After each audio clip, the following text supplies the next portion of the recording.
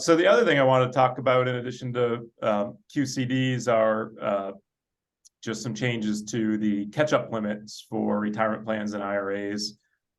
So if you are over age 50 prior to this Secure Act 2.0, or I'm sorry, 59 and a half, yeah, age 50, you can make what's called catch-up contributions to your retirement plans and your IRAs, where in addition to the normal limits, you can do a little bit more.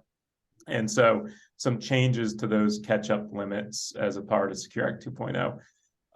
First of all, for IRAs, once again, this is something that's just been kind of flat for the last 15 plus years, where those catch-up limits just get adjusted periodically, kind of at the discretion of our government, and have never been indexed for inflation. So IRA catch-up limits are going to be indexed for inflation starting in 2024 as well, just like the QCDs will be, and in increments of $100 at a time. So that should get, that's going to be something we're all going to just have to learn how to Google every year and remember what the limit is, because I anticipate those changing frequently and having a hard time logging that one to memory. But those will be going up. And then for retirement plans, this one different in terms of the year when it goes into effect. This goes into effect in 2025 instead of 2024. And when I talk about retirement plans, I'm talking about 401ks, 403bs, 457s, things of that nature, rather than your individual retirement accounts. This one's a bit different, where people age 60 to 63, so 60, 61, 62, or 63, are going to have their catch-up limits increased to the greater of $10,000 or 150% of the regular catch-up limit that exists in the future. And this is a little bit of a weird thing, because the current catch-up limit for retirement plans is $7,500. 150% of that is a little over $11,000, which is greater than $10,000. So I'm not sure what the purpose of the $10,000 number is. It seems like that's already kind of a non-factor, but I don't know. We'll see what happens in the future.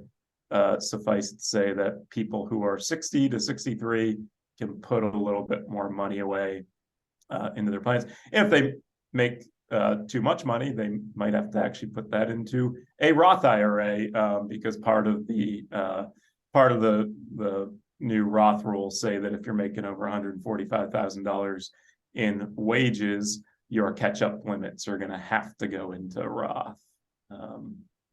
Let's see, and then so I mentioned that's that 2025 rule for 60 to 63 is for retirement plans like 401ks, 403bs, 457s.